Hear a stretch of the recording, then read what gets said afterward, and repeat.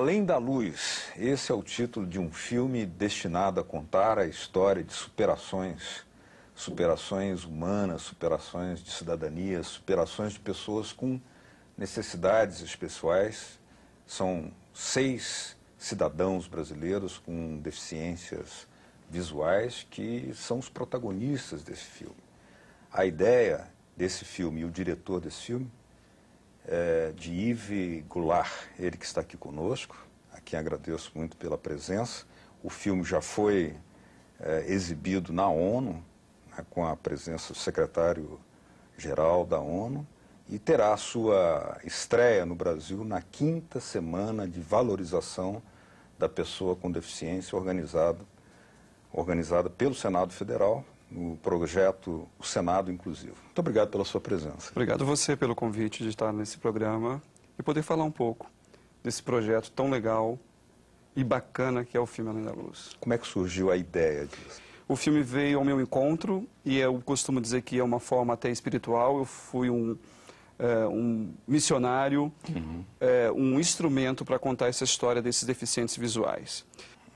E aí, como é que você foi percebendo que essa temática nunca, digamos, ou há filmes sobre isso, mas ela precisa de olhares, de ângulos completamente especiais? É uma boa pergunta, assim, um ângulo, um olhar especial, né? Eu sempre tive uma coisa muito com os olhos. Eu sempre fui muito elogiado com olhos bonitos e tal. Tudo bem, né? E aquele que não enxerga, né? Isso me incomodou quando chegou esse projeto na minha mão. Esse olhar diferenciado, aí eu coloco um pouco da minha poesia, da minha estética como cineasta nesse filme. É um filme que os protagonistas são os próprios deficientes visuais, né? Não são atores interpretando cegos, são os próprios cegos falando deles mesmos. O nome do filme é muito, não apenas sugestivo, mas ele já traz em si uma simbologia e um caráter emblemático, né? Como é que você o traduz para os telespectadores? Além da Luz. Além da Luz. Além da luz, eu acho que é você enxergar sem a luz, né? Você poder sentir o mundo de outra forma. Não é só através da luz, né? O filme, esse nome é muito forte, inclusive em inglês. Quando as pessoas ouvem em inglês o nome, falam, que nome bonito, é muito forte. E a gente não tem uma resposta científica ou qualquer coisa que eu falar, não sei te dizer.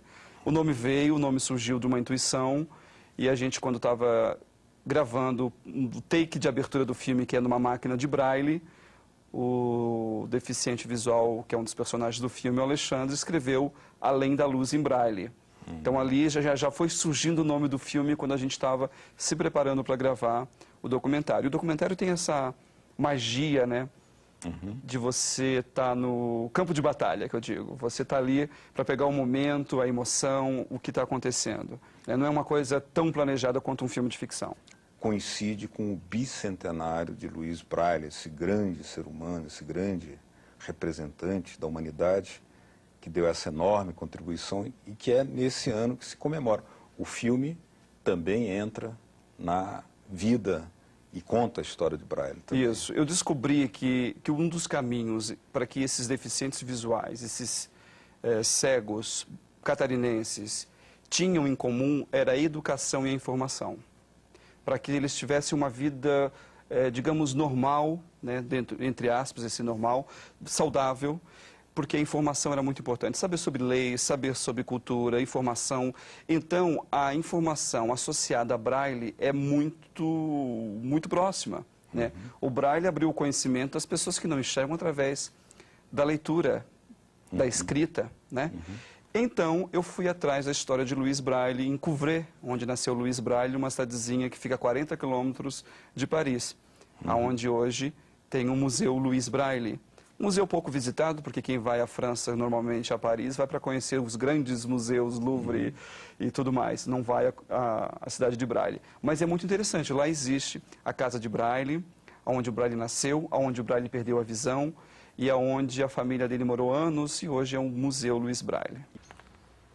Viemos até a França para conhecer de perto a história de Louis Braille. Essa é a casa onde ele nasceu e morou com seus pais e seus 3 irmãos mais velhos. Hoje ela faz parte do conjunto de monumentos históricos da França. O que você foi encontrando lá e que te foi surpreendendo? Buscar a coisa comum entre nós, seres humanos ou brasileiros, é muito legal. E a gente encontrou o livro da Constituição dos Estados Unidos do Brasil, que assim era chamado na época, impresso em braille pelo Instituto Benjamin Constant, no Rio de Janeiro, doado para o Museu Braille, que tem até hoje lá guardado o livro exposto, conforme vocês estão vendo, e nem o Instituto Benjamin Constant tem mais essa cópia da Constituição dos Estados Unidos do Brasil. Não temos mais? Não tem mais. Eles até pediram para mim uma cópia de fotografias, porque eles querem recuperar essa capa e refazer essa impressão. E esse ano, o ano da França também, no Brasil, né, tudo veio ao encontro desse projeto. Quando eu visitei o Panteão, onde o Braille foi ressepultado, né? Porque ele, após o Estado francês conhecer a importância do Braille para a França e para a humanidade, ele foi ressepultado numa nova cerimônia e o seu corpo foi enterrado no Panteão, do lado dos grandes filósofos franceses. E essa imagem que eu estou mostrando aí para vocês, que é o túmulo onde o Braille, os restos mortais de Braille, foi enterrado, e é uma emoção. Com câmera escondida e proibido, não podia estar gravando, mas como documentarista, que tem sempre a sua câmera escondida em algum lugar, eu consegui essas imagens e hoje faz parte do filme. E faz parte também da minha linguagem como documentarista, né? E é isso que é o bacana, né? Você poder mostrar aquilo que normalmente as grandes mídias, com uma grande câmera maravilhosa, não conseguem entrar, né?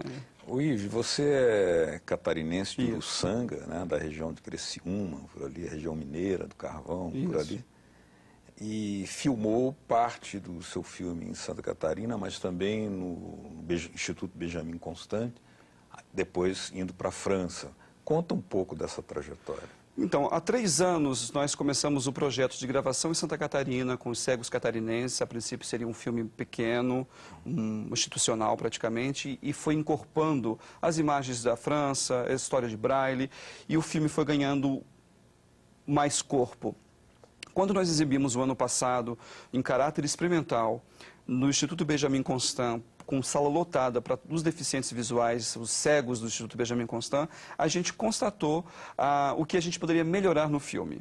Então, a professora Glorinha entrou no filme, que é uma cega há anos, desde os 5 anos de idade ela é cega, ela tem mais de 50 hoje, é uma professora de Braille, uma grande educadora, uma filósofa. Tudo que ela leu foi em Braille. É uma pessoa com um vocabulário riquíssimo. É professora lá no Instituto Benjamin Constant e defende muito o Instituto Benjamin Constant, que é uma casa que tem mais de 155 anos de fundação. É um centro de referência na América Latina de cegos. Eles imprimem Braille para a América Latina, imprimem para países da língua portuguesa. É muito interessante o trabalho que o Instituto Benjamin Constant faz, e eu